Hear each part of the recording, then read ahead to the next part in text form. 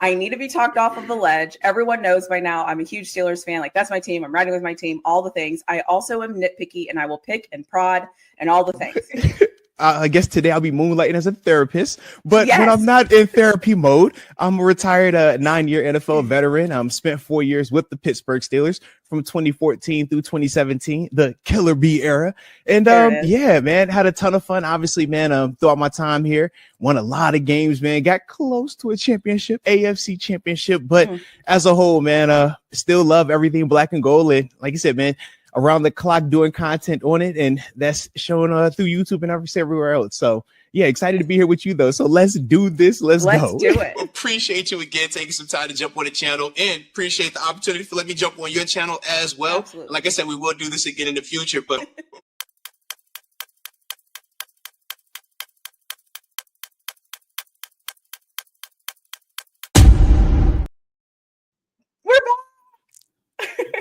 We're back. We are 1-0. We are 1-0. Steelers Nation. We won. We are so back. Welcome everyone in. This is I don't need therapy today. Well, I might on a couple of things, but otherwise we're back. We won. How are you feeling now that we're 2 days removed? How are you feeling now today as opposed to Sunday? Like, do you feel different? Are you like, all right, we got work to do? How are you feeling now? What they say? Undefeated. Undefeated. For me, I'm on cloud 9. All right. I love anytime we get a chance to get a dub, obviously, because everybody feels good, man. When you're talking about from an internet standpoint, right?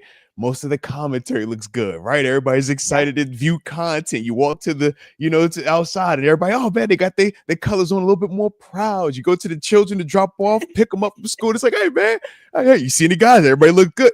So for me, I love it. I'm feeling really good. I always say I have two mindsets. I have my player mindset, and then I have I'm just a fan. I'm a retired washed guy walking around the world.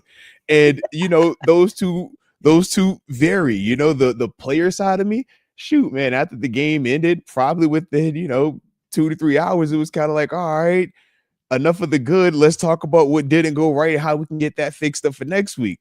But then the washed alumni fan part, I'm still on the gravy train. All right, I'll probably start turning the page to Seattle about Wednesday 12:30. All right, about Wednesday 12:30, I start turning the page. But for right now, we still big celebrating. All right, we feel great about everything. We're on cloud 9. I appreciate it. You know what's actually interesting too is, like, imagine reaching the pinnacle of your career and somebody tells you you're washed. Like, imagine like that mindset. It's like, you know what? You're in the NFL for 9 seasons and you're washed. Like, excuse me. Also, we have breaking news, by the way. The Steelers got Jabril Peppers, and it actually just flagged on my computer. So hey, I just want to call out here, Modes, you know this. Every time we do something or collaborate, something is happening. Okay. Like when we did our first thing, like Aaron Rodgers signs, when we do our next thing, like all of these things are happening. And so shout out to us. I'm sure that you will have a way better breakdown and overview of what he means and what he brings to our team. So we'll get to that. Everyone, don't worry. And also, we're going to talk about the game. Okay. You all know me. We're going there. All the things. Okay. So, and I can still see the chat. And so welcome chat. Welcome everybody in, as Moats likes to do on his live. Just in case. She said, just in case you thought. I can see everything y'all got to say today. All right. We talk about you, DeAndre Jones, OGK, Jen J. We see you over there. All right. And I know bust down to the Don Hefe Quan. Don't y'all play. We know. We got eyes on you. 4 sets them today, all right? We got the glasses on for y'all, all right? Stop playing with us today, man. I love it. And welcome everybody in, okay? The other thing I will say about the Steelers team is it's so funny how we managed to win these games. Like, it's so funny how we can be like, defense was terrible. This was bad. And we won. It's like, that is who we are. I keep telling people, I'm like, just be patient. At the end of the game, whine and complain. But while the game is over and when we win, talk trash and be excited. Beat your chest, walk around with the big boy legs like, yeah, you know what we on. Y'all, you know how we do this. Which you was nervous. I know you don't nervous. Did you? For no seconds did I think Boz was going to miss that field goal. Mhm. It was 60 yards, and I was like, oh, I know. Okay, so after Boz makes this, how much time is on the clock? I never thought for a second he was going to miss it. Did you ever think he was going to miss it? Look, that's logo Boz, man. All right, logo big 60. Okay, big 60. In fact, pay that man. Cut the check. All right, Right now. Cut the check. Cut the check. Right now. So for right me, now. whenever you talking Boz, my level of confidence with Boz is extremely high. Outside of the only season where he was injured, he doesn't miss. Think about it. Great. We saw the 1 year where he was hurt, he missed multiple times. Outside of that, when he is healthy, the dude doesn't miss. It doesn't matter if you're kicking from 30 yards out, 40 yards out, 50 yards out, and now we can add 60 to the equation. But he had already hit from 59, and when he hit the 59-yarder, we all said the same thing that we said when he just hit the 60-yarder. Hey, bro, that was probably good from another 5 yards. Yeah. Hey, it wasn't like it was a double doink. It was like, yo, he still had a little leg on that. You saw the 60 right center cut? I mean, literally, the freeze frame is him on the logo, like the center of the logo. It looks crazy. But shout out to Boz, though, man. Shout out to him. And I like how quiet he's been about this contract, too. Yeah. He ain't been loud about it. Nope. That 60-yarder made it super loud, though. Everybody's like, hey, you better pay him, man. He ain't got to say no more. Pay that man. Whew. And can I say, like, and I know he'll never get credit for this, but Cam Hayward almost gave that man a little bit of cover. Because now Cam was so loud and everyone was so mad at him, which is absolutely ridiculous in my opinion, but whatever. But now Boz, now we're loud for him. Yes. And I know that a lot of people will never give Cam Hayward credit for being loud, demanding money, and doing all those things. But what leaders do is they speak loud. And what leaders do, they are supposed to shake the table and they're supposed to create this. He's a leader. He is doing exactly what he's supposed to do. And there's probably guys in the locker room that are like, hey, bro, thank you. Like, I know you're taking a lot of heat, bro. I appreciate you doing what you're doing. That's what you say. Yes. I publicly can't say this to you, but behind here, bro, I appreciate everything you're doing because now, because of your stance, it's created this pressure in a positive way for me to now get my deal. No, you're right. And all of that does play into it. We lose sight of that at times because, in sports, we want to make it so black and white, right? We want to make it so simple, but there is truly a ton of nuance, but also a lot of parallels to just life, to just, simple business elements of that. And that is a part of that leadership move, though. So shout out to Killer Cam, though, man. Whether he was intentionally or not, the result is what we needed to be, man. So shout out. He took the bullets for Boz. So now we're all like, pay him right now. Don't pay him right now. We don't care. Pay him. Hey, look, because you don't want him to hold it, right? Just the thought of him holding it, we're like, oh, no. Yeah. How many people started to do hey, what if Boz wasn't our kicker the past couple of years, man? What would we have done? How many games we have lost? We ain't got to worry about that. You don't got to worry about it anymore either if you just pay him. See, just take care of it. You ain't got to worry about that. That's like, hey, what if we never had TJ? We don't want to talk like that. Who wants to talk like that? What if we never had Cam? Who thinks like that? Pay him. We ain't got to worry about this stuff. Okay. And what's also funny too is I caught myself thinking a little bit about some things that you've told me when I was watching the game because I enjoyed it. Instead of because usually I get anxious. Usually I'm like, oh my gosh, it's tight. Like, okay, we're not, it's like back and forth. It's like, 7 lead changes. Oh my God, what is going on? I'm not accustomed to this. And in that moment, I thought, you know what? I'm going to enjoy this. Like, it is what it is, right? I need to trust their training. I need to trust that they get this figured out. I believe we had better talent. And so I'm like, usually talent is supposed to win out. And I'm just going to enjoy this back and forth and this everything. And shout out to you for that, because historically, I would have been like that. Well, I appreciate you for that. I do appreciate you. It wasn't easy, though. I will say, actually, I do want to ask you this because you are the more traditional, fan part of this element, okay? Because for me, I find beauty in all victories, right? The same way I'll love a 10-3 victory and I'll be over here like, yo, that's defense. That's what you want. We've seen countless times where Steelers Nation will be in utter disgust because we only scored 10 points and won the game. Right. So flip side, we scored 34 points, but we only won by 2 points? And it was back and forth all the way to the end. Defense was letting up a lot up until they had to get the clutch stop. Kind of like when we would watch the Kenny Pickett era, right? Yeah. Defense ball out for 3.5 quarters. Right at the end, offense bail them out. Offense, man, you guys were great. You saved us. Defense, what's going on, man? How did it feel? Like, do we feel better this way, though, when we do get the offense to give you 34 points, and then defense, I just need to stop. Just give me a stop when I need a stop. I like it better. The stadium? I like it better because I work backwards. So like when the game is in, like I feel away and I'm like, okay, what is this defense? And eventually I think the defense will figure it out just because that's who we are. And so when I looked at the game and we won and I worked backwards, I was like, okay, I at least felt like we were in it. There were some times when we don't score any points. I'm like, can we score? Like we had 2 3-and-outs this game. Only 2. I don't know if anybody realizes how remarkable that is. Like 2 3-and-outs, an opening drive touchdown. An opening. I'm glad you clipped up that clip the way you clipped it, by the way, because what I said and what you clipped, good job. So I'm like, yeah, like, so I, as a fan watching that, I was like, it gave me hope that we have things to work on, things to improve on, all those things, but that we can win in a different way. And that was something I hadn't seen. I hadn't seen us win with offense. I've only seen us win with defense lately.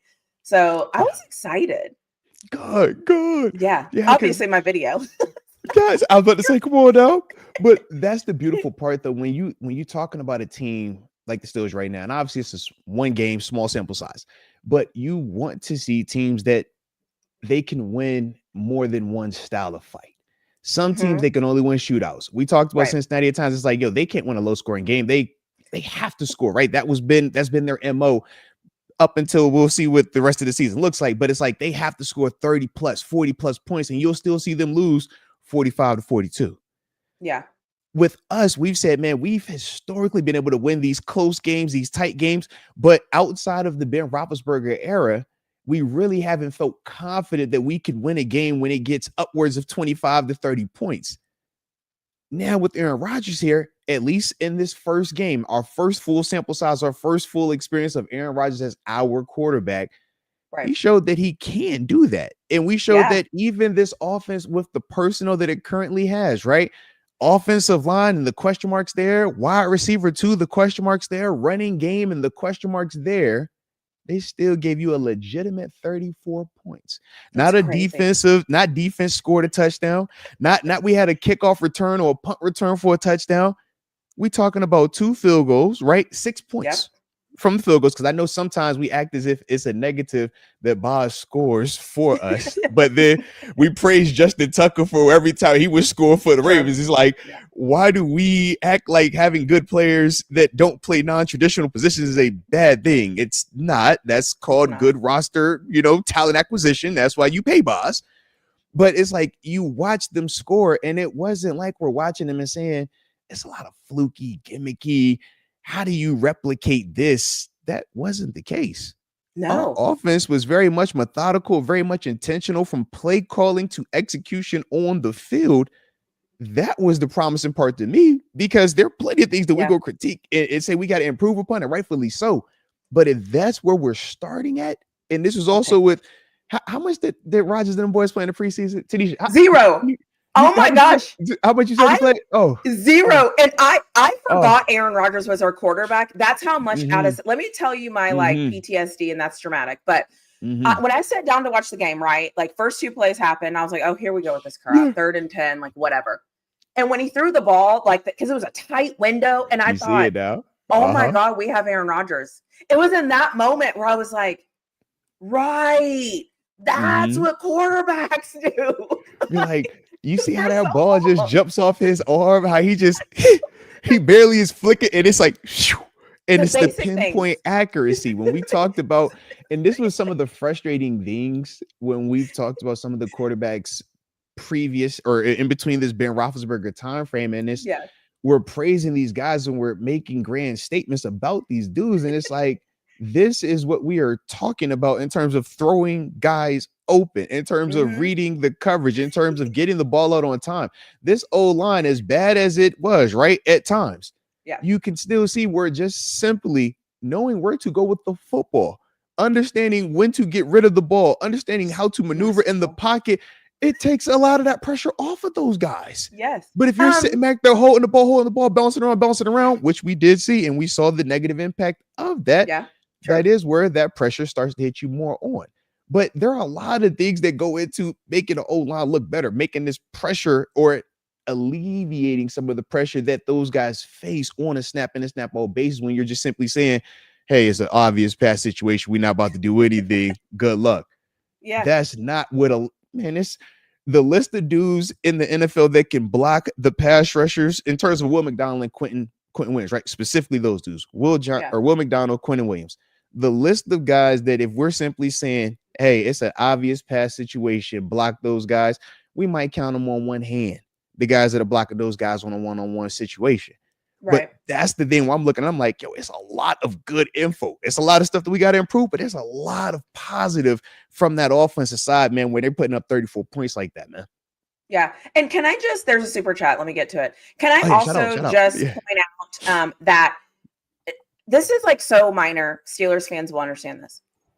Aaron Rodgers knew where the first down marker was. How many times in the past 6 years has a guy thrown the ball and at home we're all going, it's 39. He throws it 6 yards. Like, bro, what are you doing? It's 32. He throws it 7 yards. Hey, bro, what are you doing? And not 7 yards to a guy that's running with momentum to actually take it upfield. It's like a stop route. You like, hey, bro, that's like a throw and catch and tackle play. Like, seriously. What was the thought process? What I'm trying to figure out. Just if I could understand what the intent was, I could make a lot of it make sense. All right, I just need to know what the intent was. Yeah. When I saw Aaron Rodgers, I was like, a quarterback. This is so great. Like, this is so great. This is so great. Is there anybody you would trade for LT if BJ doesn't play any better? I have thoughts about this because I'm going to say my thoughts and then you can share yours. I'm being hard on Broderick Jones right now. Okay. He's a left tackle. He has a job to do. He needs to protect Aaron Rodgers. He needs to give him more time. All of those things are true. And what else is also true is this is his first time playing left tackle in the NFL consistently. He's a first time starter there. He also wasn't as bad as I think we want him to be. You could just tell he was the clear weakness on the offensive line. And so I think because of that, he's getting all the heat. Was he great? No. I'm not saying he was great. But I think sometimes as fans, I'm a fan speaking, we want our guys to play perfect. Did you guys watch the NFL this week? Did you guys see these other offensive lines? Like, I'm just saying, I'm just asking a question. Did you see these other guys? So I get it. I'm just not willing, like, yes, I'm going to be hard on him, but I'm not willing to say, get rid of him. I'm not there yet. Now, I would love to know what you think, but that's just how I feel. No, man, shout out to you. And honestly, there are a lot of similarities, a lot of parallels in terms of the mindset with Broderick. To me, I think you hit it perfectly on the head. Was he the weakest link on the offensive line? Yeah. So when you're the weakest link, they're going to put so much more of the negative on you, right? We talk about the sacks that were allowed. I mean, I went back, watched every single play of Broderick. We talk about the sacks that he allowed. The one sack, I felt like Aaron Rodgers held the ball a little bit too long, steps up, boom, it happens. Mm-hmm. The other two, we're talking about, once again, Will McDonald beating him on the inside. We can make a case should he have had some guard help. I don't get into that. I personally think he overset it.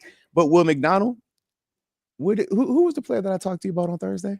First one. That was it's a pass rusher, Will McDonald. And I said, man, why is that? Because it's a double-digit sack guy that he will continue to be double-digit sacks as long as he's healthy. Yeah. That's Will McDonald. I've seen him do even better tackles worse than that. Quentin Williams, right? We saw Quentin Williams get a sack on him. Hey, before we just talk about Quentin Williams and how he, put the physical Pominellis on Broderick and got the sack, we should watch every time we tried to run it in the interior part of the O-line. And Quentin Williams is the defender and what he was doing to our interior O-lineman as well. We highlight Broderick because it was a sack and it's easier to point and say, hey, man, bad player, terrible player. We don't point to this pulling guard trying to hit Quentin Williams and Quentin murdering the guard to the point that the running back has to stop. And even though Quentin Williams doesn't make the tackle, right? Oh, he didn't make the tackle. No, the guy that was getting double teamed that wouldn't even been a part of the play, he gets to make the tackle because Quentin had thrown his guard who was pulling into the back. before the back even crosses the line of scrimmage. But hey, Right. that doesn't get talked about because it gets lost in the shuffle. So for Mhm. me, I do agree. Broderick, to me, based off of everything that I've seen him do at left tackle, he played well enough. And well enough to win is what we're looking for. Is it going to be perfect? Absolutely not. That was your first start at left tackle going against Will McDonald, a dude that I told you ahead of time. He can get after it. Now, Yeah. the reason why my optimism is still there is this. Did Michael Clemens or Jermaine Johnson cook Broderick Jones? Nope. No. So you mean to tell me the guys that were not the double-digit sack guys, the not first-team All-Pro Quentin Williams type, he handled those guys, right? Yeah. Okay. That lets me know, okay, you're doing well enough. Let's see what the next week looks like. I'm not giving them I have super long-term confidence, but to act as if what he did at right tackle carries over to left tackle, that's not what I'm doing. Whereas I think a lot of fans simply say, well, he sucked at right tackle. Hey, man, he gave us some sacks in this first game. He sucks at left tackle. And it's like, man, we could pull up every single play, which is, how I talk about watching tape. I've already done this. That's why I speak with the confidence I speak of surrounding him. I could pull up the clips of him pass blocking where it looked good in the game. Nobody said anything. I could pull up the plays of him run blocking. It will look good in the game. No one says anything. We're going to pull up the same handful of him bad plays of the past, and I've already broke down what happened on that. And I think that's the joy that I have when I'm looking, because if it's a clear thing to identify in terms of, oh, that's what it was, okay, and this is how you fix that, great. It makes it easy. Right. The problem is when you're looking at it like, hey, man, I don't know why it was, or what was it, or was it this, or was it that? And it's like, no. I look at that and I say, Will McDonald, that's a matchup issue. Quentin Williams, that's a matchup issue. Michael Clemens, Jermaine Johnson, he handled them. Jermaine Johnson, first round draft pick. Michael Clemens plays a lot on that Jets defense and been a productive player for them the past couple of years. Nothing there. So that's the context. But I also understand from my experiences, that's what kind of allows me to have that type of understanding. And that's when we get up here, we get a chance to, kind of have those conversations and back and forth with it, because it was a lot of positive that he did have. But the other flip side was this. This is also why I look at Arthur Smith, and I was so, just wanted to acknowledge him because of the amount of pre-snap and post-snap movement of the quarterback launch point. And what I mean is this: how many times you see Aaron Rodgers play action pass, bootlegging, right? Why is that important? Because, man, if you have this offensive line have to sit and drop back, pass protect 60 times, 50 times in a game, they are going to get beat. But they're not the only team that's like that. The majority of the NFL is going to be like that. Right. That's why you have to find ways to just move the launch point. It's the reason why pass rushers get paid $100 million, right? Or we always getting drafted earlier and earlier, because that is one of the most important positions from a defense. But that's also where some of our best, most talented freakazoid players are also. And that's why that left tackle spot is so critical. So when you're looking at this offensive line, it's like, yeah, we know, man, certain things matchup wise, if you're not Trent Williams, who's blocking that? Heck, Deion Dawkins struggles with that at times. And that's a Pro Bowl all-pro type of guy. So it's like, man, what do you do? You have to be thoughtful about it. Well, and I think as fans too, we often look at our guys and we're like, our guy wasn't good enough. And it's like, maybe their guy is also really good. Just maybe. Maybe. Like, just maybe.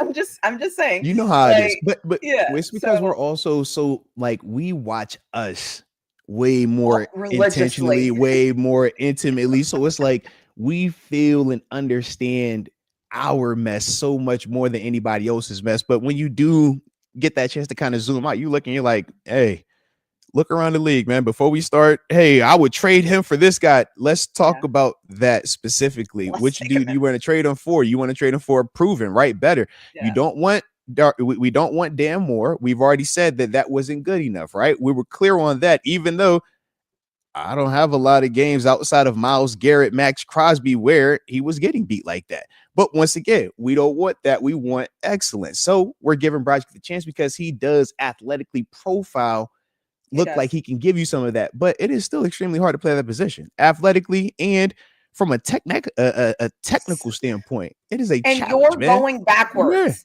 You're going backwards and out most times. Go at home, take some time to go backwards and out. I don't care how much money you make, because he's doing the opposite of everything he's been doing in the NFL so far. So now he's going backwards and out in the opposite direction that he's been trained to do that in the last few years. Just give him some time. Just give him some time. This is the beautiful part, though. Oh, go ahead. Go ahead. My bad. I was going to say, if by week 6, 7, okay, we're not seeing the progression, I'm in with you all. Mhm. I will be the first one. I will drive the bus of the fan club of we have to make some changes. I'm just week 1 against that pass rusher, against that team who everybody thought that game was going to be a defensive battle. Why? Because that defense is slated to be pretty good. We cannot knock a guy for going against their strength and doing okay. I mean, but anyway, We want that's my opinion. perfection. We want perfection. And We're I not get gonna it. get it. Trust me, I understand it. But at the same time, we always joke and we say, man, sports is the only time we forget that there is a human element. That, hey, guys actually aren't going to be perfect every single play. And sometimes the guy that you're going against, even though he doesn't wear your color jersey, you don't think Will McDonald would not be a guy that is heavily a part of the conversation with our pass rush here? Absolutely. Yeah. And that's with all due respect to Highsmith and Herbig. Yeah. But if that's what you truly think, and not you, Tanish, because I know me and you on the same page, but for the viewers, it's like if that's what you think, just go Google, go check out Will McDonald. Whether you're talking about him collegially or even what he's been doing in the league, update yourself. Quentin Williams, we swear by Cam Hayward. Go, just go type in Quentin Williams' name and just see what they say about league-wide, what they say about him, and you'll get a better understanding. So that's why I look at that matchup very differently, man. Yeah. We have a couple of things I need to get off here. Also, I will say this is why go watch the Jets play this week and see what he does to their left tackle. I don't even know who they play. I'm just saying. Probably going to look a little similar. So first of all, we have a new member on my channel, Dante Edwards. Welcome to being a member of my channel. If you want to be a member on my channel or Moats' channel, you can look in the description below and you can become a member on either one of our channels or both of our channels. Mine are a little unfiltered. I don't know how yours look, but mine are unfiltered. So there's that. It's just me being unfiltered. If you like that, that's where you should be. And then a $20 super chat. We just signed Jabril Peppers. So shout out to us for that. We will talk about that here in a little bit. So thank you for the $20 super chat. And then we got another $20 super chat. This is part 1 of 2. Miss Tanisha and Moats, how respectful of you on this super chat. I got to give big props to Rogers. I was there, and to say it was a hostile environment is an understatement. They were calling for his head literally. I was there and 2 rows back. That's about right. I love that. Okay, and then here's part 2. Part 2, they were yelling various on take his head. Oh, they were literally saying that. Okay. Wow. At every play, he played with ice water in his veins and calm focus. Looking forward to Coach A. Smith does to adjust and develop for next week. That's dope right there, man. That's that Jets fandom, boy. Like, love that. So let's talk about Jabril Peppers. A lot of people want to know your thoughts. Yeah, shout out to New Yorkers. Y'all are some of the best people. I don't care. Shout out to New Yorkers. I love it. Never change. I swear I love it. Never change. Yeah. So what are your thoughts on Jabril Peppers? How are you feeling about it? I know with my fellow Longhorn Elliott, I think they said he's out a couple of weeks with a sprain. How do you feel about that signing? What are your thoughts? I like the move a lot. If you're going to lose a Deshaun Elliott for an extended period of time, Deshaun Elliott is a heck of a player, man. Versatile physical safety, right? So you want to find somebody that can give you some of those things, or at least can help be an addition to the personnel that you're going to use to fill in those things. I thought Chuck Clark and Juan Thornhill played well, man. I thought both of those dudes, man, the way that they moved around that back end, fitted up in the run. Difference is, though, they're not Deshaun Elliott's size, right? We know Deshaun Elliott, like, he physically looks a little bit different than those guys. Jabril Peppers isn't going to match the Deshaun Elliott size part, but when you talk about his versatility, when you're talking about his playmaking ability and some of the opportunities that they're going to have to move him around, a la like we've seen with Jalen Ramsey, that will be a nice addition. That is what Jabril brings. Jabril is also a dude that's familiar with the division. He's played in the AFC North before. He's also played in the AFC multiple times when he was talking about his time in New England. So for me, Jabril brings a lot to the table, man. We obviously know that, I mean, he was big time coming out of Michigan. That's why he was a first round draft pick. Hey, we even talked about him. We were excited about Jabril. It was just you went to the wrong team, so we had to hey, we'll rock with you right now. But Jabril is a versatile player, man, a true football player. And the thing that I think we will see and feel more, I guess, early on, I think will be more of him in the coverage vein, his ability to kind of sit there, be that low hole player and just read eyes jump routes. But I also feel like, man, once he gets more comfortable in this thing, the 3 safety element, Juan Thornhill, Chuck Clark included, until Deshaun Elliott comes back, we'll also see his impact there. Because like I said, he is a versatile dude, man, that does have some of that coverage. He could play some of that slot, could play either of the safety spots. Heck, he could even do some of that return man stuff too. If you're in a jam, if you're in a pickle. Now, hopefully we don't have anything to put us in that situation, but it's just good to know that this is another guy that has that as a, as a tool in his toolbox, so to speak. Yeah. And I like any time that you get a guy that we kind of have always looked at, and in a way, he's always kind of been around. So, listen, Adam, I always say, add talent, add talent, add talent. Figure out the rest later. Just figure it out. I don't care. That's what you get paid for. Figure it out. The more good players you have on your team, the better your chances are. Then from there, you hope that those good players are also smart players. And then you hope that they're good, smart, and healthy. And they're good, smart, healthy, and disciplined, right? Good, smart, healthy, disciplined, and selfless. Like the more of those boxes they can check, the better that player is. And then obviously that's what separates the guys from the Cam Haywards and TJ Watts to the practice squad guys. The more boxes you check, hey, man, the higher you are in terms of production, compensation, and role, the least boxes or the lesser amount of boxes you check, that's typically where your role is more limited to just special teams. But I mean, shout out to Ben Skronik and Miles Killebrew showing that, hey, just because that might be where you are listed, that is not the only thing that you do. You can still make plays in all elements of the game, man. So shout out to the dudes though, man. I like it. Yeah. And then my last kind of shout out before, like, okay, we need to get to some things is shout out to Jalen Ramsey. Here's the thing. Okay. I have a motto and I'm like, no matter what happens, my Pittsburgh Steelers are going to fight. Okay. Like physically, like we are going to be in a shuffle. We don't care. We will push you around. We will bully you. That is our identity. And I think it comes from our coach and we don't care. Got to get the last leg, man. Got to get the last leg. That is what we're going to do. And Jalen Ramsey understood the assignment. Okay. I liked the talking trash before the end of the half. I liked him basically being like, y'all haven't thrown at me all game. Y'all thrown at me all game. And now both of you are over here. I love it. I love it. I love it. And then when your number gets called, you just go make the play. And then you talk trash and then you keep it moving. Those are the moments where I'm like, I cannot quantify that, right? I cannot put it on a stat sheet. I cannot put it on anything. All I can say is I want my guys over your guys. That's all I can tell you. Like, I want my physicality over whatever you have over. I don't care what you have over there because I'm taking my guys. And shout out to Jalen Ramsey week 1 for letting it be known, like, that is what we do. We're here to bully you. And I love that. I absolutely love that. So I was like, what did you think about Jalen Ramsey? Or who was your guy this week where you were just kind of like, okay, I mean, you hit it on the head, man. Jalen Ramsey, that was my guy. I mean, obviously we got a little history with Jalen Ramsey. I mean, you talk about him down in Jacksonville back when it first was going on, man. Him and AB would get into some of those wars, man. And then you obviously remember when he had the interviews, man, putting everybody on notice. He sucked. He a bum. He's not good. He's trash. But then came out there and was backing it up. I've been a fan of that dude for a while now, man. But he's a proven winner. He's a guy that it doesn't matter where he's at.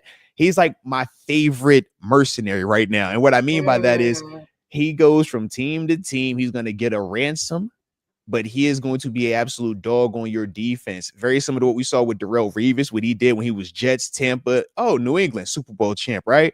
We talk about Stephon Gilmore, very similar. It's like, these are hired guns, hired high-level players that come in and you know exactly what they bring. You look at Jalen Ramsey, heck, you brought up this game. Let me bring up the only time we saw him in the preseason Carolina Panthers. My man gets a 15-yarder for doing what? Sending a message. If you are going to run the ball, if you're going to put the ball in any vicinity where I'm allowed to be a playmaker, I'm not just here to make the play. I'm here to send a message. I'm going to slam you. I'm going to hit you. I'm going to talk about you. I'm going to walk over you. I'm going to do all of that. It showed up in that game there. So now you get it when the games actually matter. And it's highly contested. It's back and forth. Their offense is playing well, feeling really good. Shout out to the Jets offense, right? Got to give Justin Fields and company respect. Give them, tip the cap to them. But it's like, man, now going back and forth, y'all both wolfing. And now when it's the most critical part of the game, and this is why I like close games. if that happens and it's a 20-point lead, nobody remembers, nobody cares about Jalen Ramsey talking smack at halftime or making that hit at the end of the game. But because it's a 2-point game and it's got to have it time, our perception of the defense felt drastically different when that play happened and the game ended. Now, because we're fans and because we have to, hold ourselves to such a high standard, afterwards we said, all right, defense, now that was good enough. All right, defense, all right now. But nobody was saying that when Jalen Ramsey had that hit. In fact, I think everybody did the same thing I did. Oh, yeah, let's go. That's why you pay that man. That's why you trade for that man. I looked at all the social media. I was like, man, it wasn't a whole bunch of no defense highlights. No, I kept seeing the same Jalen Ramsey play. I kept seeing, I was like, oh, it's funny how that works. But I get it. That's true. After the fact, we have to go back to, we're fans. We're Steelers fans. And we have a standard. So no, it wasn't good enough. Oh, that's cool. I'm glad you got that standard. But in that moment, we knew exactly what that was. And that's the Jalen Ramsey effect. By any means necessary. It's contagious. Absolutely. But it's contagious, though. Dudes are going to see that, not just around the league, because around the league, you see that, you say, hey, man, we know who Jalen Ramsey is. He can hit, he can cover, he's versatile. Where is he lined up at? But what I'm talking about is the effect it's going to have on this defense when you watch this tape. Because as defenders, especially dudes that play, you watch that tape and it's like, man, you got to be real about it. You got to watch it in every single play, plus or minus. The fans will tell you played great because you have 2 sacks, and you could be over here like, bro, I was atrocious against the run. A lot of them yards, that was on me, or you can have a pick and it's like, oh man, he had a pick. Oh, it was a great game. No, he was getting filleted over there, man. But it's like, because you made the play, you kind of lose sight of that. So when you're watching the tape, that's the part as the player, you got to be really, critical, hypercritical of yourself. Don't give yourself any type of excuse, because that's only going to hurt you down the stretch. Yeah. So there are going to be times where they're looking at it. It's like, yeah, man, we could have been way better here. Could have definitely done, a lot more, things here. But there's still certain parts where it's like, yo, they got some pieces over there. They got certain things, but it's also week 1. And that's the thing where it's like, it's that mix of optimism, but at the same time, if certain things continue, little issues do become big problems. And that's what we don't want. And that's that fine line that we're all living in right now. And let's go ahead and let's what are you more concerned with? Yeah. Are you more concerned with the defense and that showing, or are you more concerned with the lack of run game? Honestly, lack of run game. The defense part, to me, I can point to the 4 explosive runs. 2 were inside linebacker fits from 2 different linebackers. One was the interior D lineman fit, and then the other one was the outside linebacker. Those are your explosive runs. When you have that happen and there's a 20 plus, a 30 plus, a 15 plus, it's like, you look up and it's like, hey, how'd they run for that much? So it happens. Thank God it wasn't Derrick Henry, right? Because we saw what that looks like, obviously, postseason, and even what he did week 1. But that's the difference. But the reason why I'm not overly concerned about it is this. I say week 1 nonsense because for the 2 linebacker spots, the interior guys, it's literally you're losing the ball, and it happens when it gets muddied up. But one guy on one play lose the ball, and we say cardinal sin. If you lose the ball, you have to stay back, so I have to stay in your hole. He anticipates that it's going to go front side. Boom. Now it hits. Then you have another one where, the guy engages with his blocker, and he's in his hole. But the difference is, in a walkthrough or in a practice setting, your hole doesn't move anymore, right? Because that tackle that's next to you, he's standing still. So here, I'm on him. I'm in my gap. I've done my job. Check the box. Problem is, in the game, when that tackle has actually got a little bit more movement and now there's more space and you're too much here and that ball still hits your side, you were in the right hole, but you gave up the play because that was your guy. You got to get off that block and make that tackle. That's the other side of it. I look at that and I say, man, you're going to watch this on tape and the guy's going to say, man, I know exactly what I did. I was too heavy playing into this guard. I got to be able to either stack, lock, get my hands off of and make this tackle, or play a little bit more top down. That's the easy coaching part there. The D lineman part, same thing. It's a young D line player, first time getting a real opportunity. You're like, man, you're doing great playing against that guy. Problem is, this ain't practice, man. It happens a lot faster. You thought you had enough space to go from here, and it's not a big window. We're talking about the difference of if I stretch my arms out, my right hand to my left hand wingspan. We're not talking anything crazy here. But at that level, is that much faster. So if this is your first time out there, big fella in the D line, it gets real. Okay. And then with our outside linebackers, we typically like to get sacks. So at times, we do, they will be a little later to some of the run stuff because of the ability to get that carrot that they dangle it every time Justin Fields wanted the boot. And it's like, I get it. It's week 1. I get it. We want to get sacks. I get it.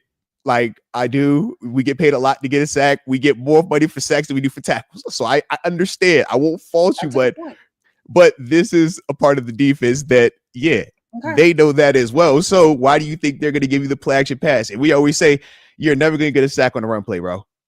Right. Like, no matter how great your rush is, I got to the corner, it's a run, bro. Like, you got to stop this run. You got to play that run. It didn't happen too much, but it happened enough. And one time it's on that linebacker that's outside. The other time it makes that inside guy feel like, hey, bro, can I trust you to be there? And that's the chain reaction effect. But that's week 1. So you get back to the tape and you look at that and you say, look, simple fix, simple fix, simple fix, simple fix. Not personnel related. It wasn't talent related. It's simple detail related and doing your job related, right? That's why I'm not overly concerned about the run defense. Breece Hall and Justin Fields, I thought, also played really well. It's one run from Breece Hall's. He makes a couple dudes miss in the backfield. And you're like, bro, that's why, he's a dude that's trying to get a new contract. For sure. You saw with Justin Fields at times, man. It's like, when Justin Fields ready to pull that ball, you have multiple dudes by him. And it's like, yo, it's Justin Fields for a reason. Heck, you saw when he ran up out of Patrick Queen. Queen was over there fully. Yeah, you're right. And it's I like, felt like, bro, that's special. You're right. And you know what? So I feel like there were a lot of places too where like we were there. We were like around it. And it's just, but again, I think that's that lack of preseason. I think that's that lack of, this is really fast. Yeah. Or like, because you kind of lose your mobility and where you're at. I mean, I would also say this though, a lot of times. But I'm with you on that. But I would also say this though, preseason or not, do we feel like Justin Fields, right? When he was here, we felt like he should be able to beat anybody one-on-one in open field, right? Whether it's an inside or outside linebacker, right? Very true. But why do we change that mindset when he changes from wearing black and gold? It's like, man, we look at plays with Fields running. It's like, yo, we know this is what he does. This is his bread and butter. And it's like, we won't look at that and give him credit, though. We'll look at that and almost like, yo, why didn't you make that? And it's like, do you know what that was? I'm glad he just ran out of bounds at 7 yards. I'm glad he ain't trying to cut that back, man, because that's them type of dudes. But that's why it's not that many of them out there either. But that's the thing where I'm saying like that. I know the run numbers feel crazy, and trust me, as a whole they were. But it's like, man, it's certain parts of this where you're just like, dude, every quarterback isn't Justin Fields. And every running back isn't Fields and Breece Hall and how they were kind of doing it. And even when Fields getting to that point where it's like, okay, am I going to run? Oh, no, I'm going to throw it now. These are all leagues that impact you, man, when you're playing that defense. And that's the thing where I'm just like, let's see what that looks like versus Seattle. Because Sam Darnold isn't Justin Fields. Sam Darnold don't run like Justin Fields. So now let's see if those runs that we're hitting where dudes were kind of guessing a little bit kind of help. Because like, hey, did Fields actually pull that? Because, if he pulls that, did he actually do that? Let's see how that looks this week, because this is a more traditional style. This offense that they're about to play is way different. Jets offense is no different than Ravens offense. Ravens offense, Jets offense, you see the similarities with that, man. When you got that RPO style quarterback that can legit pull it at any point and go, it is going to have an effect on you. Okay. And that's the part where I'm like, let's see what it looks like versus the traditional offense. And that's what you got Seattle this week. Right. And we'll talk about Seattle here in just a second, but I want to say one thing. Because we will get in the chat, they will let us have it if we do not do this or after the show. John Mateer, Oklahoma, Michigan. Did you watch him? Yeah. Do you have thoughts? Because people were so mad at us last week that we did not talk about him, even though he paid. No. But first off, can I call my man's out though? How you was so loud about John Mateer and you was loud and wrong hollering about Oklahoma State. Plays for Oklahoma. Like, bro, so loud and so wrong. I can't believe you're not going to talk about John. Had us to the point where me and you start the show talking about, Oklahoma State. We're ready to watch Oklahoma State. All because my man just kept saying John Mateer, Oklahoma State. Oklahoma. Jeez Louise. Thanks. But yeah, man, that's a little Baker Mayfield, man. I like his game, though. I like his game a lot. I thought that he was really impressive, man, to me. he's definitely a dude that now has shot up on my radar even more so. I actually prefer his style a little bit more so than Lenore Sellers, because I do feel like with him, it is that true pass first, like I said, Baker Mayfield. But to me, he has a little bit more athleticism in terms of running the ball. We saw that also in that game. But the quality of opponent stood out. With Lenore Sellers, he was going to use Virginia Tech. Virginia Tech, we're going to see what that is. Michigan, at least we feel like they are a little bit more legitimate offensively and defensively. And it was just cool to see him have to battle. He had an interception. And once again, I'm big on intent. What were you trying to do when the interception happened? Bro, you were trying to rip an insanely aggressive, anticipatory, high-level NFL throw. And you just missed. I ain't tripping on that. It happens. No, I did. I would much rather see that than like the bad read you throw into the double triple coverage. You just don't know what you're seeing. Like, no, we saw exactly what you was doing, exactly what he was looking at. And that's the thing that really made me excited about him. Now, we got to see obviously how the season progresses for him, but that's definitely somebody that I could see the Steelers being a lot more intrigued in. The problem is this: if he plays like how he played against Michigan the rest of the year, we're not going to have a chance to get that one. He's not going to be because available. he's going to be the first. He'll be the first quarterback off the board. Yeah. Just based off of and that's why, and for a lot of people in the chat right now are like, who, what? So what we're doing is we are going to, every time we're live on Tuesday, we're going to talk about the quarterbacks that played competition that's worth talking about. We are going to keep our eyes on the college quarterbacks that potentially could be a Steelers quarterback. So we are going to, we watch college football. So we're going to see what's happening in college football. And if somebody that is on a team that is potentially going to enter the draft this year, we are going to bring them up. The only requirement is they have to play against competition. We're not going to talk about a quarterback that plays against a university where I don't even know where it's located. I want to say, don't be telling me about Florida. Don't be telling me Bama. Don't be telling me Florida State. I'm like, yo, y'all played Louisiana Monroe. You guys played the Florida International State Community College. I'm cool on that, bro. I'm cool. Arch looked great this week. Arch looked great. Shout out to Texas. Y'all should have felt great this week, right? Jeez, this is one of the ones we talk about. It's like, bro, who the heck we play? But hey, you already know. But you already know. You see how they were selling it. Okay, not one, not two. Look at the kid. He could throw it. He could run. Oh man, this is why you take him. This generate. I'm like, hey, bro, y'all trying too hard right now. We knew what this was 4 weeks ago. We knew this was 4 weeks ago. We said week 1, week 5, we'll holler back at him. All right. Week 1, week 5, we holler back at him. Y'all know what the next 3 games. All right. Y'all know what that is. Yeah. And then, okay. You know, every week this is going to happen. I saw Florida State. Okay. They're 2-0. I'm aware. Like, I got you guys. Okay. I'm aware. Florida State played week 1. They beat Bama. Florida State played last week. They won 70-0. I am aware of what Florida State has going on. Thank you for the reminders. When Florida State plays somebody, because they're going to play Miami soon. Okay. So we trust us. Because there are legitimate questions on Bama right now. The state of Bama football is highly under question. Exactly. They are highly scrutinized right now. We don't know what that is. They're wearing crimson, but we don't know if they're the Tide. We don't know what that is. All right. TBD on them. Yeah, we'll see. Yeah, very much TBD on them right now. So that's our college high-level overview for those of you that are asking in the chat. Like, we're good. Hold on, I gotta ask you though. How'd you feel about Mateer though? Did you like? I think did you get a chance to check him out? Okay.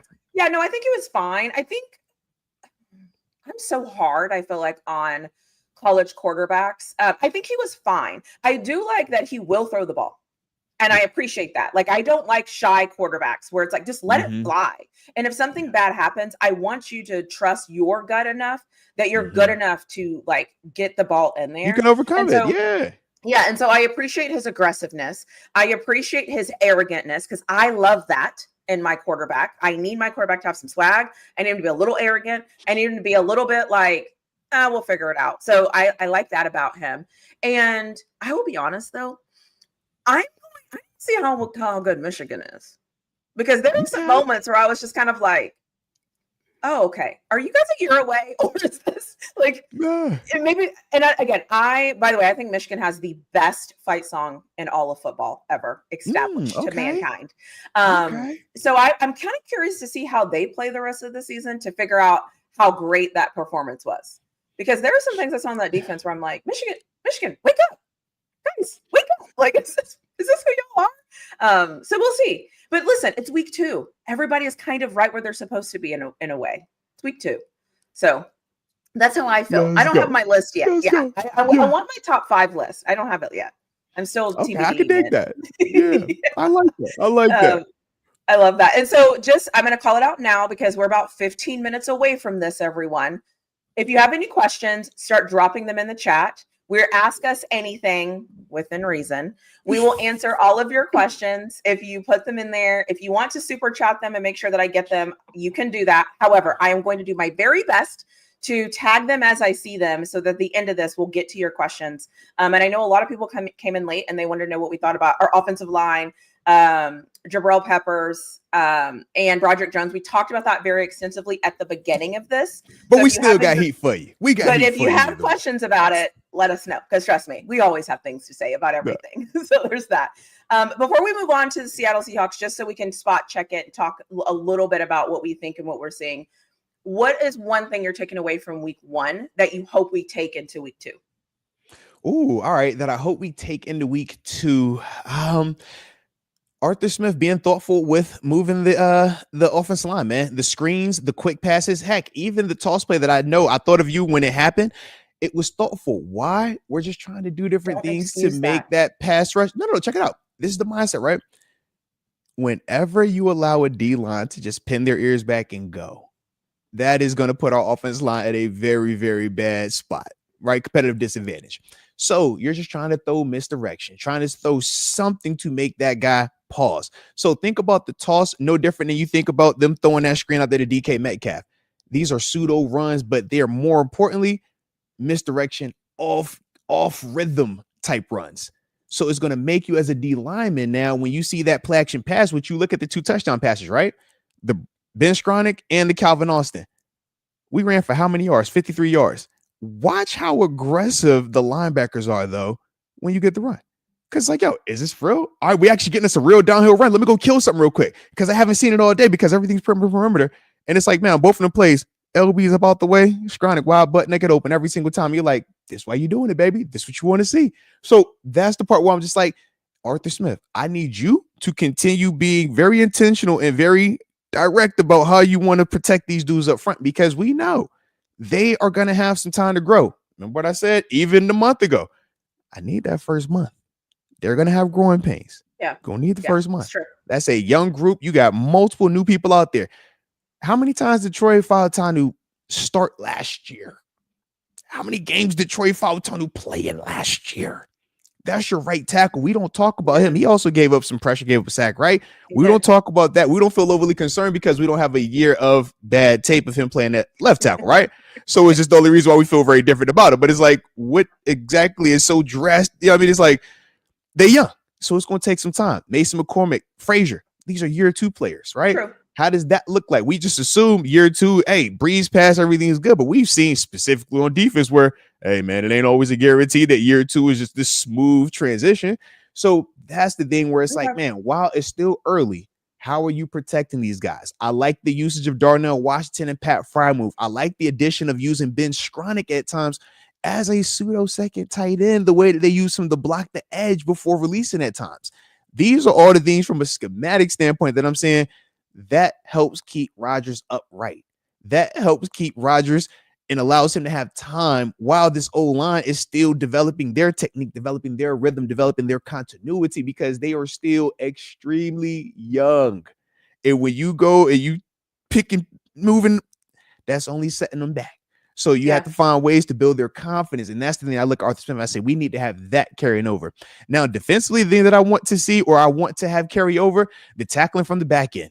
Secondary tackling at a high level is key because early on in the season, you're going to have guys that miss. You're going to have guys that are in and out of their gaps at times. You're going to have guys that miss tackling the front 7, right? In terms of D linemen, running backs, or D linemen and linebackers, just because it's your first time really hitting, right? Preseason, regardless, this is your first time doing it where it actually matters, right?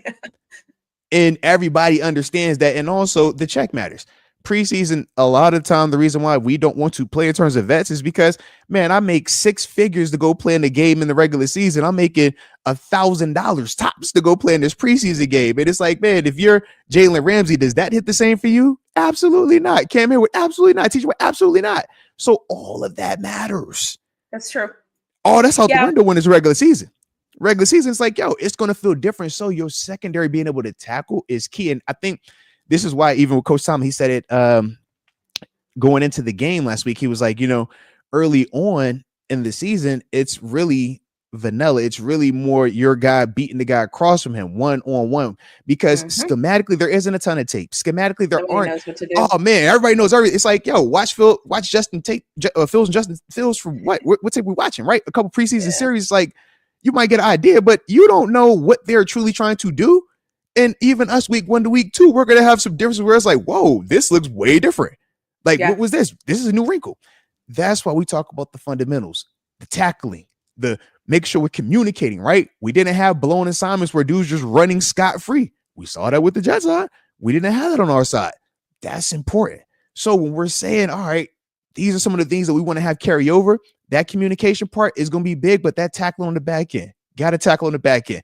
Keep a lid on it, right? The tackling, when we say keep a lid on it, not just from the passing standpoint, running game, keep a lid on it, man. Hey, when that ball carrier splits through them linebackers, somebody got to get it on the ground.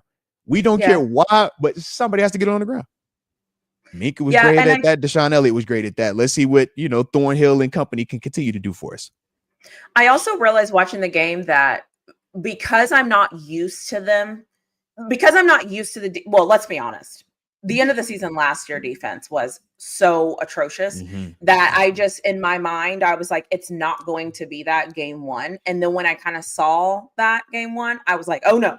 Oh gosh. Like my initial reaction was like, hey, and I started saying, at some point we have to get a stop. At some point we have to get a stop. And it was the last drive of the game. So, okay. And I think that it's get us out of there, please. Yeah. And so listen, I'm a Steelers fan and we always do things where we're always in every game. There's always going to be a game. And if the worst part of what happens to my team is that I have to sit at home and wait for them to make a play, I'm okay with that because that means they're capable.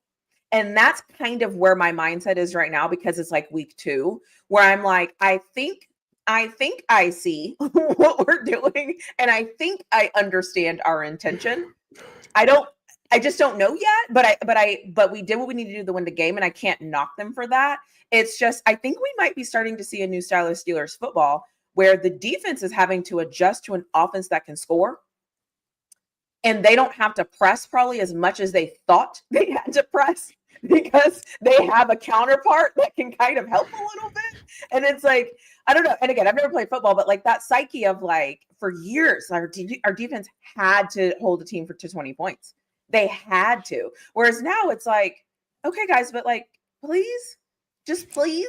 And so like, I'm just looking for them just to, continue to get better. I think the one thing I want to see in week 2, I want a run game just to look a little bit more something. I mean, just look. Yes.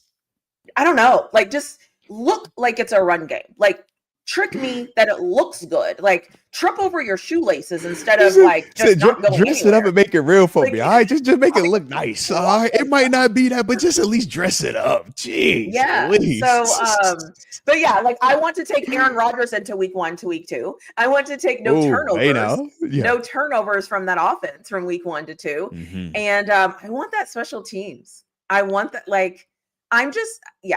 We played every phase of this game had to do something to win this game. And I hope that continues. I don't know what the Steelers team is yet, but I just hope that continues because again, I forgot we had Aaron Rodgers. Isn't that crazy?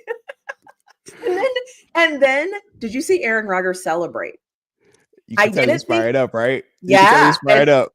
And everyone was like, he's too arrogant. He doesn't care. This isn't important to him. This isn't a priority.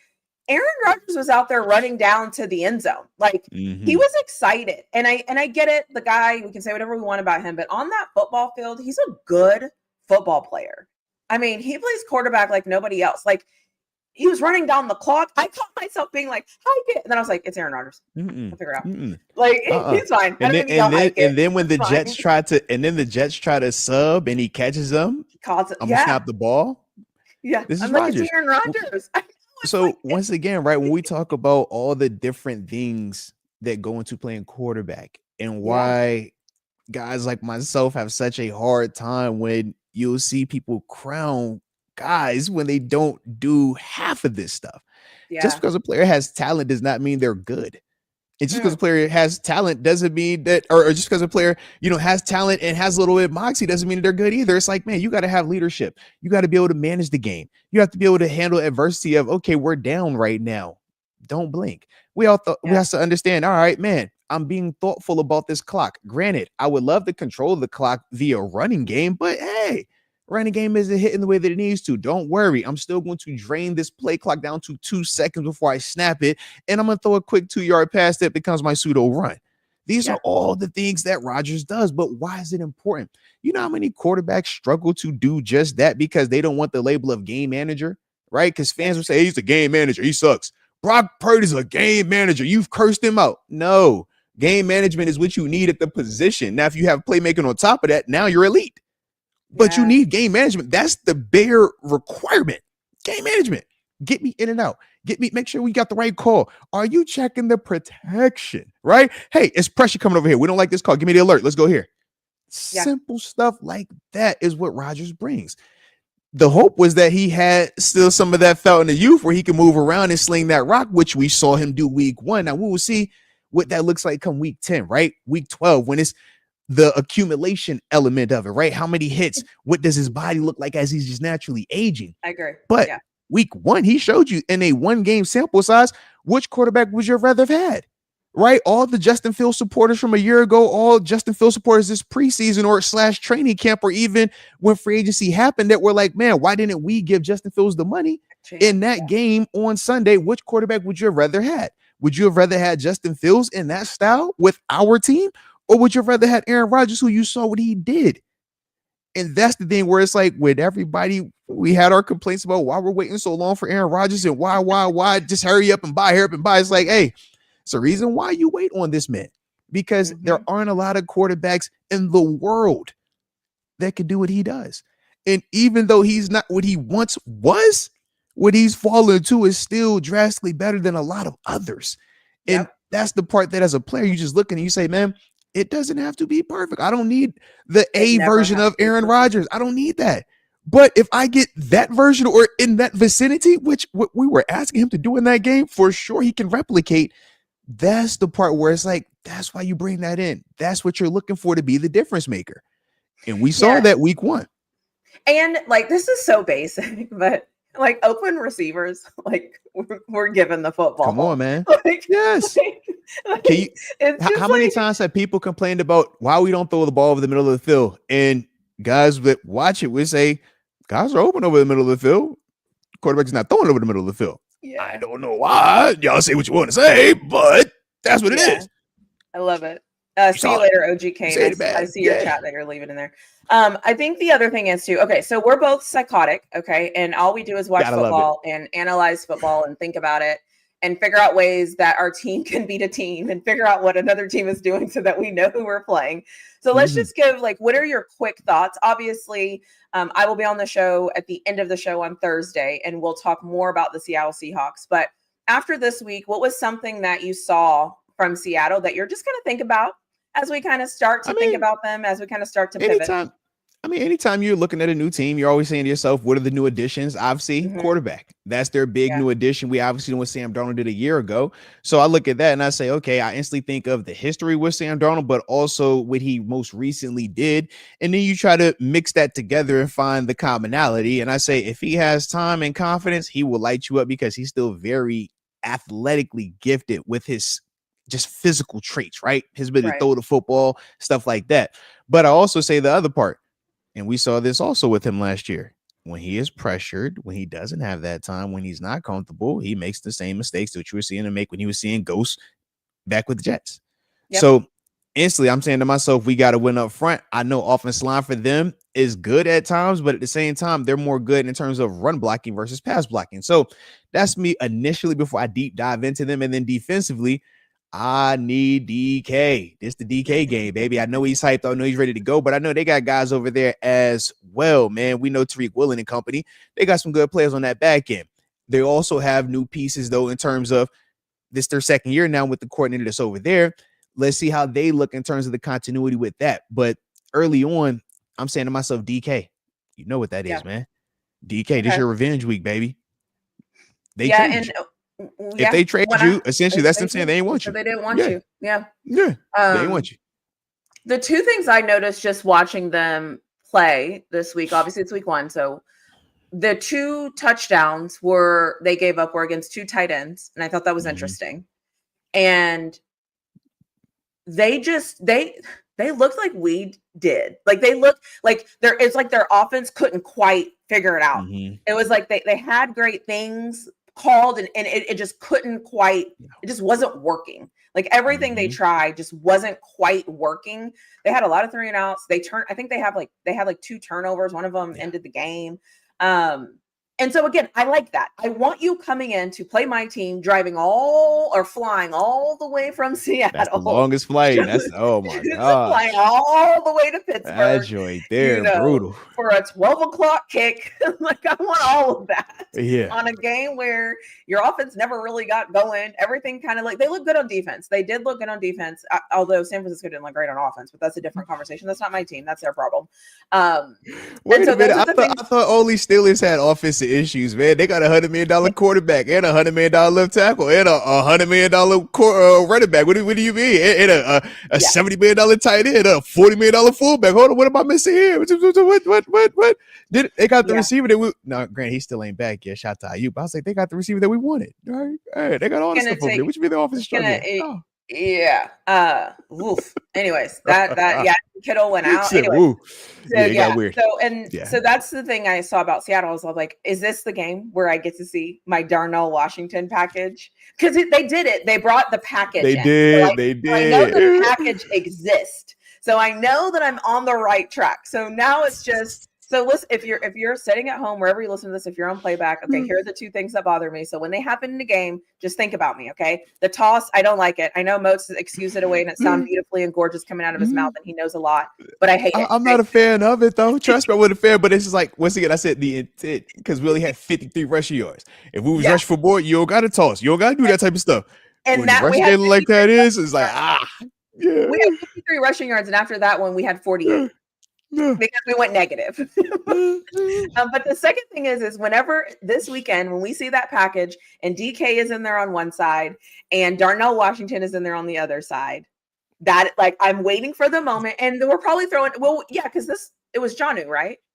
Yeah. On the one that So like Jonnu whenever Smith, you see that, just know I'm at home going, please. So shout out to this red zone offense.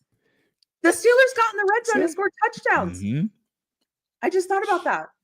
Yeah, multiple times. And once again, the beautiful part was you look at 2 of the touchdowns and it's the same call.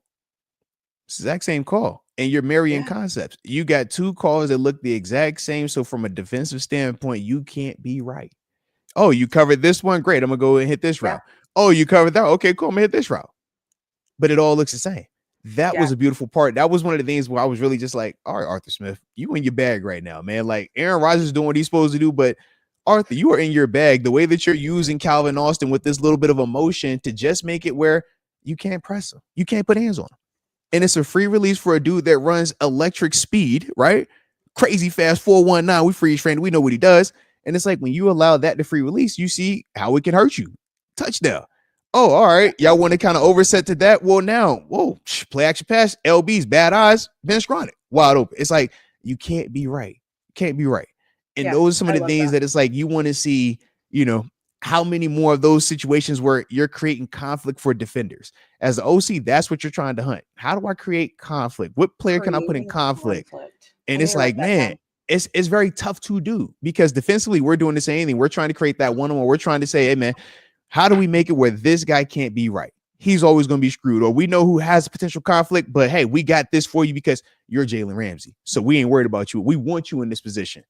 That's the name of the game. It's like, man, we're always trying to find that matchup. Man, how can I get this guy, this particular dude right here? And it's like, man, as long as you could, all right, if this is the answer, well, pass rush has to be right there. Oh, all right, you got that? Okay, well, now it's personnel. Give me Jalen Ramsey. Oh, all right, we ain't got that. All right, well, bet. I got to make sure the call is right there. Let me call this blitz real quick.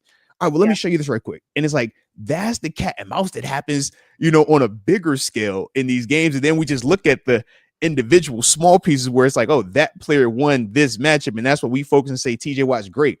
It's like, man, the call was trash, but TJ made it right. Or they actually had this guy, Highsmith came through with the fresh, man. Shout out to Highsmith with the fresh right here, man. It's like, that's how it goes, man. But that's why I'm such a fan of it, because there's so many little pieces that matter for the big picture of it.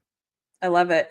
Shout out to you, Jamal. I appreciate you. I'm not putting your comment on the screen, but I appreciate you. Thank you for that. Okay, keep those thoughts positive. I appreciate you. Started comment Ray said Darnell anytime TD next Sunday will feed families. Hey, no, seriously. It's like we're all, and I also think too, and again, like Moats, please correct me. I also think that you set that up in the preseason for that reason, because basically it's a tool in the toolbox that we know we have. We know it's coming out. We know at some point we're going to see it. We don't know when, we don't know how, but whatever, but we know it. And so it's like in the back of our minds, we're like, but we do have that one play where we have all of our bigger bodies on the field at one time and they all can catch. And so it's like, I'm just waiting for it to happen. And listen, maybe it's not supposed to happen right now, right? Maybe we don't need that yet. Maybe I get it. There's all these, so there's all I these was gonna say, think of it like this, right? Certain things you show early. Mm-hmm. Right. And I get it. I get football is a game of manipulation. I understand it completely. Doesn't mean I'm not sitting at home going, is this the moment? No. Okay. Yeah. Oh, he's in there. Okay. That's not the play. Okay. It's okay. It's okay. Let's put that on film. Okay, that's fine. Let's put that on the film so they have to defend it. But next time it's going to be the play. So I'm waiting. I'm waiting for the moment because I know it's coming. And that's the thing, though. It's like, honestly, if you saw it in the preseason, they showed it to you for a reason. Because they don't plan on coming back to it anytime soon. They want you to prepare for it, think about it, waste time on it. We ain't calling this for the next 3 weeks, baby. But hey, I want you to think about this. I want you to show. Hey, look, you see what we looking like? This is what we're going to do. This is what we're doing, guys. You see us? See what he's on about? This is what we're doing. And you get the game, you're like, hey, bro, this week one. That was, as a player, we would get frustrated early on in the season. That's what you keep hearing me say, first month. Yeah. Because it's a lot of the smoke and mirrors, the gamesmanship. It's the preseason. It's going to look like one thing. You get to the regular season, you're like, well, first off, these players aren't even the same players. So schematically, was that what you were trying to do, or is that what you were just doing because of who you had out there? And then obviously every coach doesn't want, the same way we talk about you should have your special plays, right? Hey, these are the plays that we are go-to special golden calls. If they drop that in the preseason, it's like how special and how golden it, like it loses the effect, loses the allure of it. So that's the part where I'm just like, it's gonna happen. Everything that you want, you go see it. You go for sure see it. But if they showed it in the preseason and they turn around to show week what all were the Jets preparing for? They were preparing for that. Yeah. Think about it, because that's the only thing that they saw in the preseason that had success. And it was certain things that, come on now, it's certain things that if you saw it in the preseason, this is all you know to account for. And it's like, man, you can't base it on that, because that's a part of what they're trying to do in the preseason. It's like, they want to throw certain things out to make you just prepare. It's like, we're never using that. But hey, if you looking at that and that is the reason why I can hit you on this play action pass, great. Yeah, right. Because you worried about that. Keep looking. Because eventually, them linebackers aren't gonna jump up on this play action pass that we read twice in this game, right? They ain't gonna fall for that. They gonna be like, hey, you hit us on this twice now last week. So this week is what's the variation? What's the adjustment? And that's what we talk about as the season goes on, more information. What's the adjustment? What can I do now to mitigate this, to offset that, and now get you where you're not comfortable at and make you live here the most? That's the name. But more information and more information. Yeah, heck yeah. Awesome. I just wanted to spot this comment because I think we all kind of felt the same way. Shout out to Leah. What up, Leah? 254 Killeen, Texas in the building. Yeah. I love it. Not me get emotional hearing Aaron making changes at the line. This man is in full control. Here we go. There were definitely moments where you had to pinch yourself and be like, it's Aaron Rodgers. Like, yes, we know him. Ron. Yeah, like we know him. Yeah, and there was things that he was doing. Like I said, there were moments where I was like, girl, if you don't shut up and let him do his job, like, he's fine. This is why Rodgers is Rodgers right now, not him. He's got this. So this is why Rodgers is Rodgers. He's different. He is different. Let me know. Okay, so I'm going to pause a little bit. So a couple of things. This is our question section where you can And y'all hit that like button and subscribe too while we switching. All right, while we transitioning. So here's all your directions. Okay, first and foremost, if you have a question, drop your question in the chat. First and foremost, secondly, if you want to go to both of our channels, I am streaming on Twitter also. So if you're on Twitter, shout out to you. If you want to go to both of our channels, hit the like button. Make sure you're subscribed to both of us. That would be great. Somebody mentioned also, yes, Moats has a membership. So I am going to try to fancily drop this, and I think it's going to enter on his chat and my chat. So if you want to join his membership, I just dropped it for you. So high level the way you be doing all your man. I'm gonna be like you when I grow up. So you can join. I'm going to the Tanisha School of Technology. All right, I'll be feeling computer illiterate at times. I'm just over here like, yo, how you just don't worry about it, guys. I got this. I'm just gonna find him. Lace right. I got you. I was looking at you the whole time. So when did you do this? When did you find this out? How'd you do this? You would have known if I was looking for it. You'd have been over here like, yo, why is it Mo's looking up? He's sweating all of a sudden. Oh, he's working on the computer. It's technology related. It's so funny. So that is his link. So if you want to join, and I will drop mine. So everybody should be able to see both of our membership links on both of our channels. And we do drop special membership only videos. Mine, are yours unfiltered? So I have a combo. I do unfiltered, and then I do some of my film reviews. I do extra plays for the members. Shout out to my members out there. Y'all know what man. Okay, y'all got some new heat loaded up too. I knew heat loaded up. Yeah. So that's what he brings. Mine are just me. Okay. I'm a mess. You will see all me being a mess, and I will just talk about whatever I'm talking about, and you will get what you get. Okay. Let's go. Let's go. Yeah. So it's just a bunch of stuff. So anyways, dropped both of those for all of you so that you can see them. And I just flagged some comments. I officially have a marriage proposal in the. Oh. Well, hey, congratulations then. All right, congratulations. I'm gonna send a gift. All right, I'm for sure gonna send a gift. All right. So there's that. So somebody said, Ray said earlier, if Arthur Smith keeps calling games like this on offense, we'll be okay moving forward. I agree. Yeah, I thought he did a great job this week. I wasn't frustrated at all. It's only 1 week though. It's only 1 week. Yeah. Everything's week to week. You gotta keep it going week to week. Everything week to week. Next question. Why is Gainwell getting nearly the same playing time as Warren? I don't know. So for those that didn't see the snap count, the amount Kenneth Gainwell actually played, I want to say 2 snaps more in the game than Jalen Warren, and Caleb Johnson only played 2 snaps on offense. So that's, what a lot of people had looked to. And I did have some of those questions as well. I thought there was a combination of them not trusting Caleb Johnson to the extent that I thought they did. Okay. And due to that, I thought that we saw Kenneth Gainwell get some more of the runs that they were trying to take off of Jalen Warren. That was where we were getting Kenneth. And I was a little bit surprised at how much we ran Kenneth Gainwell. I thought some of those runs would actually be Caleb Johnson because of the size that he has. But I do question once he put the ball on the ground on kickoff return. Granted, we recovered it, but Coach Tomlin, he's not playing that. And specifically with young players, his tolerance and his leash for young players that have to handle the ball, when you put it on the ground, he's having a conniption. You know what I mean? Like that's not him, man. So part of me thinks that played a role in it, along with where is Caleb Johnson from a blocking standpoint.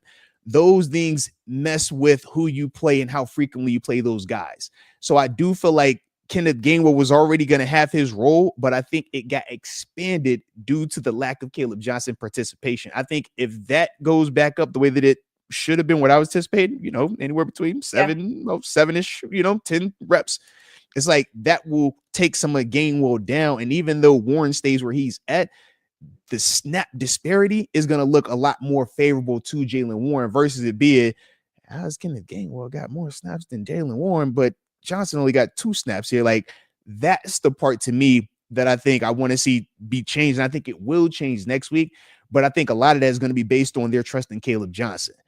The sooner he gets up to speed and makes the organization in terms of Coach Tomlin, Arthur Smith trusts him in terms of blocking, I think he'll be out there a lot more. And the more he's out there, that'll obviously give him opportunities to run that football, which we think will then help the yards total in that space too. But that was Please and definitely thank you. just for me. That was kind of what I walked away kind of feeling as I look back on it and stuff. It was like, I think this is more of the byproduct of that versus it being, man, they just really think that Kenneth Gainwell was the better back over Jalen Warren. I don't think that's the case. If that was, I don't think they paid Jalen Warren what they paid him prior to the season starting either.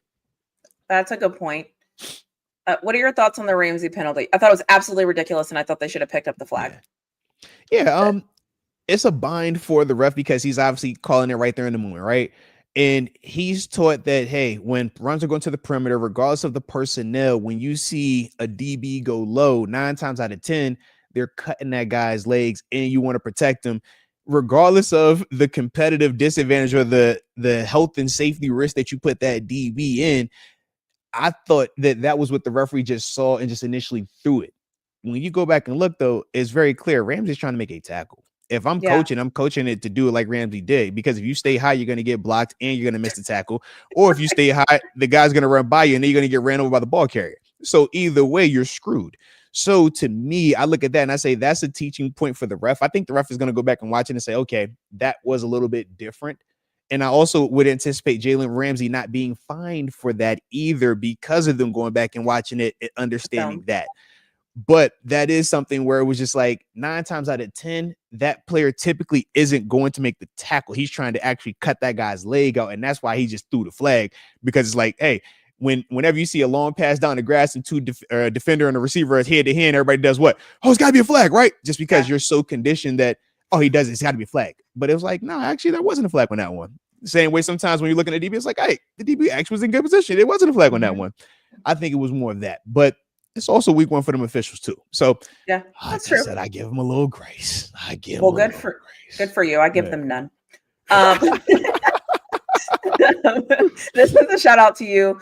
Those film reviews are heat, Moats. So keep those going. They appreciate Shout those. out to the homie, man. X Concepts. You know it's nothing but love. You know I got something cooking for you, baby. All right, drop in soon. I love it. Do you think we'll ever see Yaya Black lined up next to Cam Hayward? Shout out to Big YA, man. Yeah. Why? I always call him Yaya. I don't know why. Look, you know how the other way. It was multiple. I'm terrible with names. Yeah. Like if you tell me he's number 91, I will honestly probably never remember his name at this point. Like so. And once there were some guys playing this weekend, I was like, who is that? Who is that? I didn't know who they were, but that's okay. I think if we do see him playing next to Cam Hayward, we have struck in gold. That's my thoughts. But anyways, what are your thoughts? Yeah, YA, man. Young player, man, had his first opportunity. He did some good things, though. He wasn't perfect. And that's a part of the youth with him. It's like, yeah, man, you got to make sure that you're more consistent with, remaining in your gap as it moves. Okay. That's going to be important for young players. Collegiately, the gaps don't move as fast and there's not as much space in between when those gaps move. And that's why college D linemen, man, they make a way more plays traditionally, collegially, than they do when they get to the next level. It's like, man, it's just a lot more room, a lot more ground to cover. But as a whole, man, I think that he is developing the right way. And there will be a time where you can see him out there with Cam. I don't think it has to take extremely long for that to happen because they're going to play him more in that nose spot. I think that's going to come, though, when he is more consistently doing those things, though, and that floor is elevated to where you're with that starting group, right? Because right now it's all right, man. You might rotate, you might get a play with Cam, but not enough that we're going to sit here and be like, hey, man, they playing together now. It's not that. We talking about legit, like, yo, they run a mace right here. That will come down the line once YA shows a lot more consistency there. But I thought game 1, man, it's a play where you watch him manhandle that Jets. It was Jets center. I want to say it. Just like, hey, bro, that's a big, grown, strong man right there. He's literally like, come here, get up off me, make the play. And I'm like, they'll pay you $100 million. You do that consistently now. Like, you can get paid a lot of money if you do that. I just tell Dan McCullers. That's your skill set. Like, look, big Dan McCullers was my teammate here for 4 years. He was also big mountain of a man like YA Black, and we would tell him consistently, hey, it was one time in practice. We saw him do that to Pouncey, and I swear by Pouncey. He had a play where it was just like, hey, bro, that's a all-pro that you just ragdolled, act like wasn't there. If you do that every time, you'll get paid $100 million. Problem is, dudes don't do it every time. And that's the name of the game. And that's why Cam is so special. And even Quentin Williams, who I talked about earlier, is so special because it's like to be able to not just know what to do and then physically be in shape to do it, but then also be good enough to make another grown man who has the exact same mindset as you're going to make him do something that he doesn't want to do.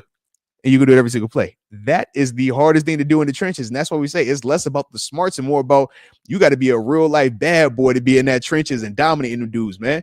Because it's that's where all the big boy goons are at, man. The real life ones, you're like, hey, bro, we like to hit you from the side. You know what I mean? We like to hit you on the perimeter. Give me a little space.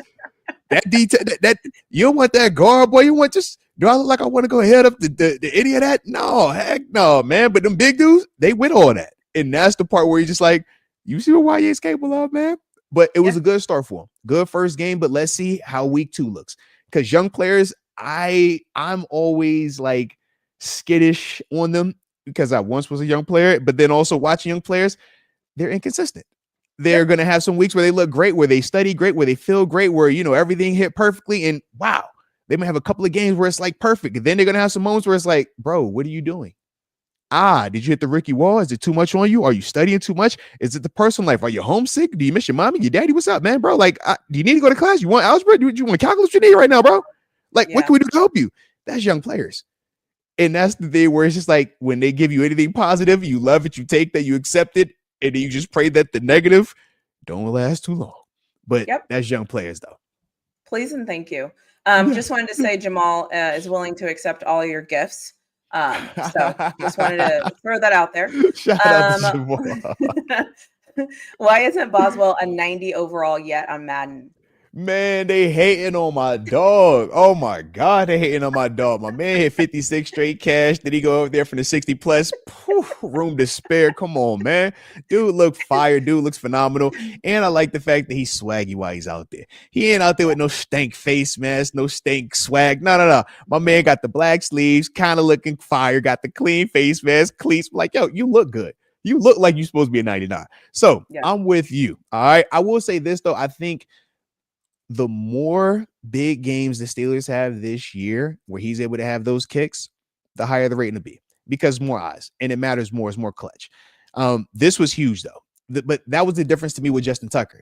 Because the Ravens have been winning so much while Tucker was there and with Lamar, you constantly saw them in prime time. This is a game to, man, they're trying to be number one in the NFL right here. Oh, they got the best record. Oh, man, they're the favorite. It's like, you're constantly talked about. That's why they're offensive linemen. Creed Humphrey is the best. Oh man, have you seen all the Tyler Lindemann is the best? Yeah, it's because they win all the time. You can put Frazier over there and they'd be saying the exact same about Frazier. Frazier would be the number 1 rated guy. That's just how it goes. Deion Dawkins. Deion Dawkins is rated so high as a left tackle because he blocks for Josh Allen. But realistically, it's like, man, if you watch that and he had to block also, it's like, yo, would that be rated as high? Those are legitimate questions. That is how it goes. And that's with all due respect to all of those guys that I mentioned. But when you're a part of a winning team and you're always in the spotlight, you get remembered. You get talked about at a different level. And that's the thing that when I look at that, I'm like, yeah, it happened. It happened, but we got to keep winning. The more we win, we're going to have more big games, more opportunities for game-winning scenarios or pivotal go-ahead type scenarios to make those plays. And when you do that, you get remembered. You get talked about. It don't hit the same if it's a blowout. Don't hit the same. No. But these type of games, you're gonna remember it. That I agree with you. And it's Chris Boswell. Like I don't know. So shout out to him. Shout out to Boz. I jokingly said in one live, like, he might be our best player. I mean, you know, I'm just saying. Wasn't a terrible take. I'm just saying. And then we're going to end with this one because a lot of people are asking and curious about Peppers. How long do we think it's going to take him to get up to speed? Do we think he's going to be able to make an immediate impact? I mean, there's so many different questions in here about Peppers. People just kind of want to know your thoughts on do we think like this week should have expectations, or when should we start being hard on him officially as a part of the Steelers team? That's basically the question they want to know. No, so if you want, you know, when to truly be hard, I mean, I always say, man, if you get paid to play, you know, the responsibility is to go out there and make plays, right? We take on the nuance. We take on some of the minutia behind the scenes, but it's like, hey, when you put that jersey on, you going out there, if they're putting you out there, they're putting you out there for a reason. We're saying that you are one of the best 53 players to represent the Pittsburgh Steelers.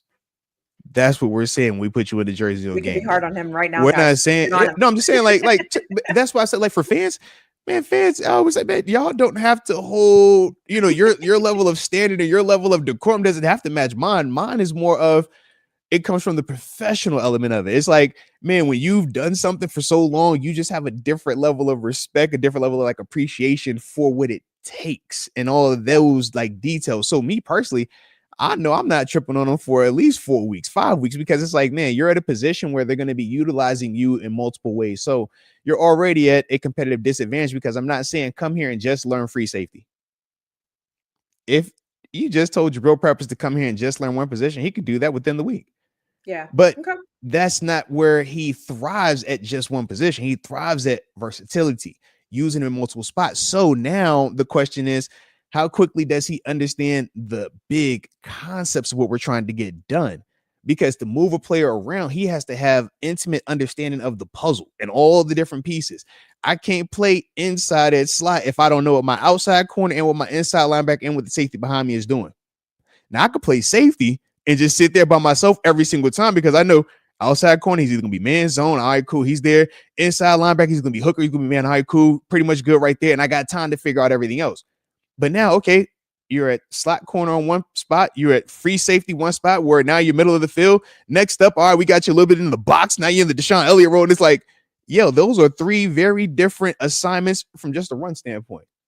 Are you hammering his back to help or are you the help? Are you the free defender that we're funneling the ball to? Because at slot corner, you're typically the guy that's hammering it back. When you're the backside safety, you're the free defender. You're the guy that we're sending everything to make the tackle. Those are two very different roles. Free safety, now you're in the middle of the field. You keeping the lid on everything, right? Play pass first. Yeah. How quickly do you get acclimated to all of that, though? That's the question. And that's the part where I say, as just understanding the nuance to it, 4 to 5 weeks realistically, where he can start playing fast. You should see him out there, though, this weekend. I anticipate seeing him out there, whether it's a 10 to 12 play package where we're saying, hey, every dime situation where we got to put out that fourth DB, you're going out there, bro. Every time where it's base and we feel like we don't know if they want to truly run the ball because they're bringing out one running back but two tight ends, but that's a little bit of an athletic guy. Jabril, we're using you in the 3 safety package. Yeah. That I feel like we should see that this weekend. I don't think that has to take a long time to see that. And I think we'll see some of the playmaking in terms of the run fit stuff. The sexy interception stuff, to me, if it happens in these first 4 weeks, I deem that more fluky than constant because you don't intimately know what you're doing to even I'm besides this, I'm coming back to it's like, bro, come on, man. Yeah. All right. Yeah. We all remember Minka Fitzpatrick. Was it the first game versus the San Francisco 49ers? It was like, hey, bro, he did what? All this, and it's like, did he do that? Oh my God. Wow. That was kind of how the chain, that was how the chain started because of Minka, the first game. He had anyways, the ball was thrown right to him, I think. Anyways. That's the part where it's like that to me is more of like, yo, right place, right time, and Minka, man, the legend of Minka started right there, But it was like right place, right time. How realistic is that type of start? That's not realistic to me, man. I love it. Well, we will end this show. I want to end with one thing because people want to know what you think about the Bills and the Ravens game. And before you give your thoughts, before I hit the end button, I want to say again, if you're watching us, communicate. If you're on the playback, wherever you're at, make sure you like both of our channels. Make sure you subscribe to both of our channels. We will be here every Tuesday.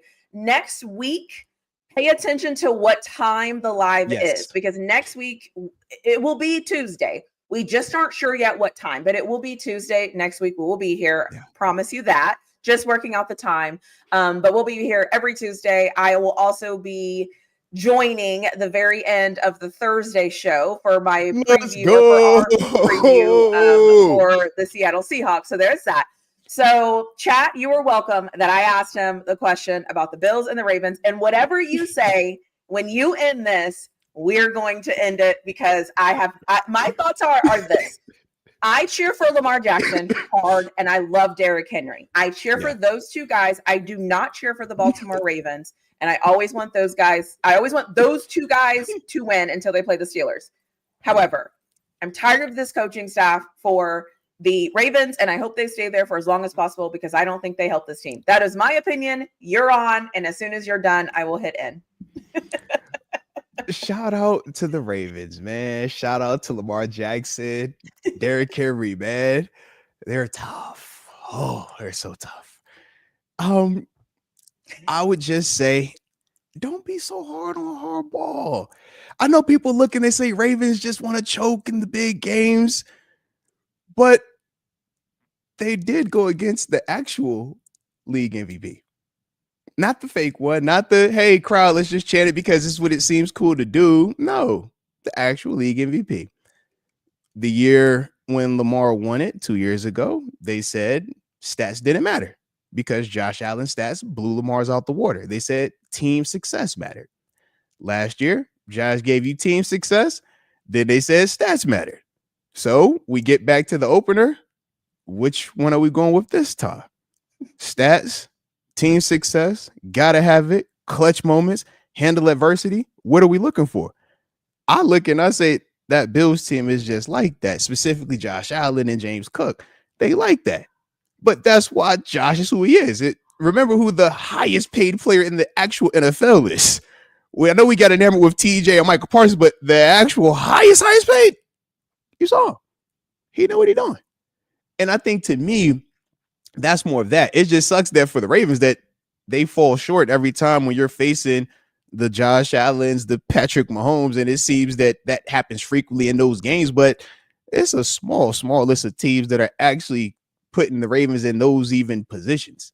It's a small amount of teams that could even survive the Ravens having that type of offensive night. We talk about, man, what Derrick Henry had.